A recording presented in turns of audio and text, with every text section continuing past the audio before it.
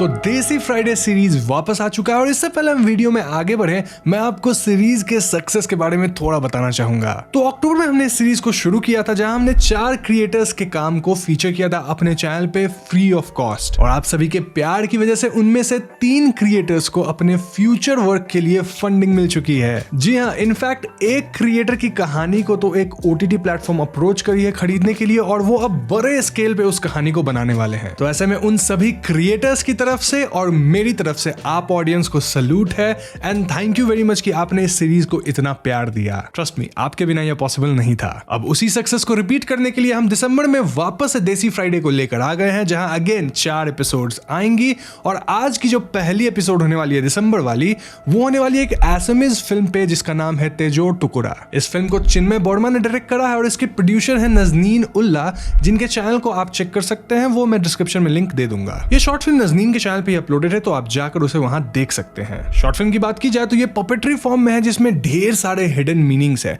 तो आज की वीडियो में काफी थियरीज रहने वाली है। अब हर बार की तरह हमारे देसी फ्राइडे एपिसोड को हनीगेन स्पॉन्सर कर रहे हैं और अगर इस क्रिसमस आप किसी मिरेकल की तलाश में हैं तो वेल हनीगेन की मदद से आप पैसिवली बिना किसी एफर्ट के पैसे कमा सकते हैं। आपको बस अपना इंटरनेट शेयर करना होगा और देखा जाए तो ये एयरबीएनबी और उबर की तरह है, जस्ट दैट आपके डिवाइसेस के लिए और आप यहाँ अपने डिवाइसेस को काम पे लगा देते हैं। अब क्योंकि अभी हॉलिडे सीजन चल रहा है तो हनीगेन पे आप एक्स्ट्रा पैसे कमा सकते हैं, साथ ही यहाँ आपको कुछ जॉली जॉली गिफ्ट्स मिलने वाले हैं। बेसिकली हनीगेन का एक सैंटाज लिस्ट चल रहा है जहां आप क्रिसमस कॉन्टेस्ट में पार्टिसिपेट करके कुछ गिफ्ट्स जीत सकते हैं। आई मीन हम सबको कुछ ना कुछ तो चाहिए होगा ना, लाइक न्यू वीडियो गेम, किसी तरह का हेडसेट इत्यादि। तो जाओ सैंटाज लिस्ट में वो सब देख सकते हो, चूज कर सकते हो और जीतने के चांसेस बनेंगे। आप हनीगेन पे अपनी अर्निंग को बूस्ट भी कर पाएंगे अगर आप कोई डेस्कटॉप डिवाइस इसमें ऐड कर देते हैं। तो ऐसे में देर मत करो, लिंक डिस्क्रिप्शन और पिन कमेंट में है, उस पे क्लिक करो, हनीगेन को डाउनलोड करो अपने किसी भी डिवाइस पे। और क्योंकि आप सैंटा के नॉटी लिस्ट में नहीं हो तो यहाँ मैं आपको अपना कूपन कोड देता हूँ विच इज HAUNTING यानी कि हॉन्टिंग,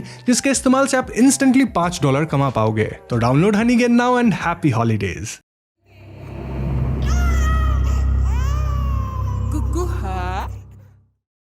तो तेजो टुकड़ा शॉर्ट फिल्म एक पपेट्री है, यानी कि यहाँ पे कहानी हमें पपेट्स के माध्यम से बताई जाती है। फिल्म की शुरुआत में हम एक सांप को देखते हैं, जिसके बाद हम 2 मेल पपेट्स को और एक फीमेल पपेट कैरेक्टर को किसी तरह का रिचुअल करते देख पाते हैं। मोस्टली दोनों मेल कैरेक्टर उस बुढ़िया पपेट के बेटे थे। इस रिचुअल के अंत में शायद एक बच्चे का जन्म होता है जिसके साथ वो बूढ़ी औरत खेलने लगती है। अब यहाँ से कहानी 30 साल आगे बढ़ जाती है जहाँ अब वो बूढ़ी औरत और भी बूढ़ी हो चुकी है और काफी बीमार रहने लगी है और इनके घर में हम एक मेड फूलोमती को भी देख पाते हैं। बुढ़िया अपने ग्रैंडसन पूना से बातचीत कर रही होती है, जिसे सुनकर हम समझ पाते हैं कि उन्हें औरत बिल्कुल पसंद नहीं है। इनफैक्ट इस घर में जो 3 मर्द थे उन्हें भी औरतों से एकदम नफरत है। यही वजह थी कि ये लोग अपने घर में फूलोमती को भी ठीक ढंग से ट्रीट नहीं कर रहे थे। कहानी में थोड़ा ही आगे बढ़ने पे हम समझ जाते हैं कि इनके घर में उस बुढ़िया को छोड़ के कोई और औरत नहीं है। अब जाहिर सी बात है कि अगर घर में औरत नहीं होगी तो इनका वंश आगे कैसे बढ़ेगा,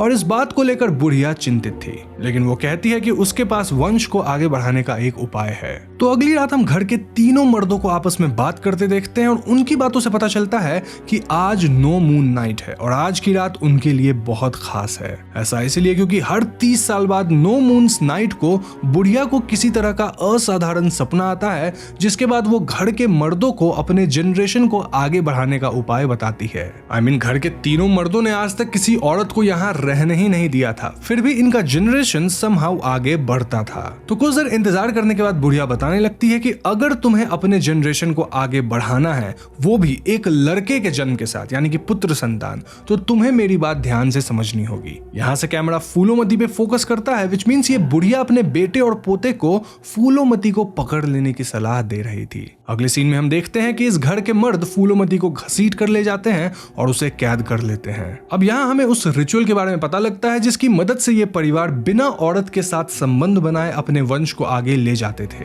दरअसल इन्हें एक ऐसी औरत का खून चाहिए था जो कि एकदम जस्ट प्रेग्नेंट होने वाली हो। अब ये कैसा भी खून नहीं, बल्कि प्रेगनेंसी से ठीक पहले गले वाले महावरी का खून का लोत्था चाहिए था। उस खून के लोत्थे को यानी कि ब्लड क्लॉट को लेकर ये लोग शमशान में सैक्रिफिशियल रिचुअल्स करते, जहां खून को आग में डाला जाता, जिसके बाद उन्हें पुत्र की प्राप्ति होती। यही रिचुअल शायद हमने मूवी के स्टार्टिंग में देखा था ना। इसी वजह से इन्होंने फूलोमती को कैप्चर करके रखा था ताकि ये लोग उसका खून ले सके और अपना प्रक्रिया कर सके। दिस इवन इंडिकेटेड कि शायद फूलोमती प्रेग्नेंट होने वाली थी।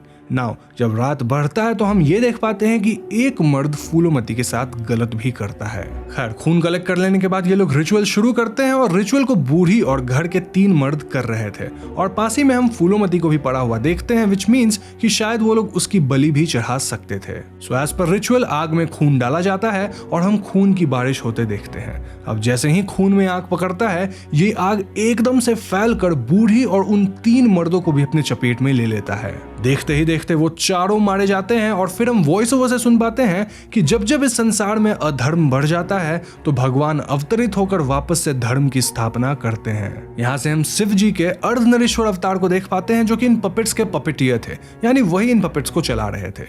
उनके अवतार को हम काफी क्रोधित देख पाते हैं और यहाँ हमें बताया जाता है कि इस प्रकृति को ठीक ढंग से बैलेंस्ड वे में चलने के लिए पुरुष और स्त्री दोनों का बराबर भाग होना चाहिए। फिल्म के अंत में अर्धनरीश्वर अवतार की तीसरी आंख बंद होती है, वहीं दूसरी तरफ उस बूढ़ी की आंखें खुल जाती है, यानी वो बूढ़ी अब तक मरी नहीं है। फिल्म यहीं पे खत्म हो जाती है। दोस्तों, ये थी तेजोर टुकड़ा शॉर्ट फिल्म की कहानी और अब हम इसके ढेर सारे थियरीज पे चर्चा करने वाले हैं। तो फिल्म का बेसिक प्रेमिस तो आप समझ ही गए होंगे, जहां हमें एक परिवार दिखाया गया जिसमें औरतें नहीं हैं एक्सेप्ट दैट बुढ़िया, लेकिन फिर भी ये लोग रिचुअल करके अपने जनरेशन को आगे बढ़ाते आए हैं। ये रिचुअल क्या है वो तो एक्सप्लेनेशन के दौरान आप समझ ही गए होंगे। अब ये रिचुअल सालों से काम करते आ रहा था, लेकिन इस बार काम नहीं करा और उसके कई रीजंस हो सकते हैं। पहला रीजन ये कि मे बी फूलोमती प्रेग्नेंट होने ही नहीं वाली थी, तो ऐसे में उसके महावरी का खून रिचुअल को गलत कर दिया। एक और पॉसिबिलिटी है कि क्योंकि घर का एक मर्द फूलोमती के साथ जबरदस्ती किया, तो इसलिए इस बार ये रिचुअल फेल हो गया, क्योंकि कहानी में हमें क्लियरली बताया गया है कि घर के मर्दों ने कभी किसी औरत को इस तरह से हाथ नहीं लगाया है। एक और थियरी ये हो सकती है कि भगवान इनका नाटक काफी समय से देख रहे थे और इनके पाप का घारा भर चुका था, इसलिए फाइनली इन्हें इनकी पाप की सजा दी गई। अब अगर आप इस फिल्म पे इन जनरल ध्यान देंगे तो आपको काफी हिडन मीनिंग्स देखने को मिलेंगे। सबसे पहली बात कि फिल्म को पपेट्स के माध्यम से ही क्यों बताया गया। Well, apart from directors creative choice, एक कारण यह भी है कि पपेट्री धीरे धीरे खत्म होती जा रही है और ऐसे में इस तरह की फिल्में उसको जीवित रखती हैं। एक और डीपर मीनिंग यह है कि हम सब इंसान भगवान के हाथों की कठपुतली हैं और ऐसे में जब हम ज्यादा पाप करने लग जाते हैं तो हमारे पपेटियर यानी हमारे भगवान हमें मिनटों में उसकी सजा दे सकते हैं। हम सब की डोर ऊपर वाले के हाथ में है, तो ऐसे में ज्यादा काबिल ना बने। Now social point of view से देखा जाए तो यहाँ मेल और फीमेल के इनइक्वालिटी को दर्शाया गया है। आजकल हम काफी प्रोग्रेसिव हैं, बट स्टिल कई जगहों पे मर्द और औरतों को समान रूप से देखा नहीं जाता। हमारे प्रकृति को चलाने के लिए और वंश को आगे बढ़ाने के लिए मर्द और औरत दोनों की जरूरत है और ऐसे में भेदभाव करना सही नहीं है। भगवान शिव के अर्धनरीश्वर अवतार को दिखा के हमें यही बताया गया है कि देखो, भगवान खुद कैसे सम्मिलित अवतार ले सकते हैं, तो तुम कौन हो किसी को ऊपर या नीचे मानने वाले। इनफैक्ट फिल्म के पहले सीन में जो हमने एक सांप देखा, वो भगवान शिव के सांप को ही डिपिक्ट करता है, जो कि इस परिवार के कुकर्मों को सालों से देख रहा था और उसका आकलन कर रहा था। जब उनके नाटक बहुत हो गए, यानी कि उनका पाप बहुत ज्यादा बढ़ गया, तो उन्हें उसकी सजा मिल गई। अब यहाँ एक इंपॉर्टेंट पॉइंट नोट करने वाली ये है कि कई बार औरतों को मर्द नहीं बल्कि औरतें ही पीछे खींचती हैं, जैसा कि इस कहानी में बुढ़िया कर रही थी। तो हमें ऐसी मेंटालिटी को त्यागना होगा। इसके अलावा हमें यहाँ महावरी यानी मेंस्ट्रुअल साइकिल को लेकर भी एक सटल मैसेज दिया गया है। यूजुअली हम देखते हैं कि कई जगहों पे जब किसी औरत के महावरी का समय चल रहा होता है तो उसे गंदा माना जाता है और उन्हें कई जगहों पे जाना वर्जित हो जाता है।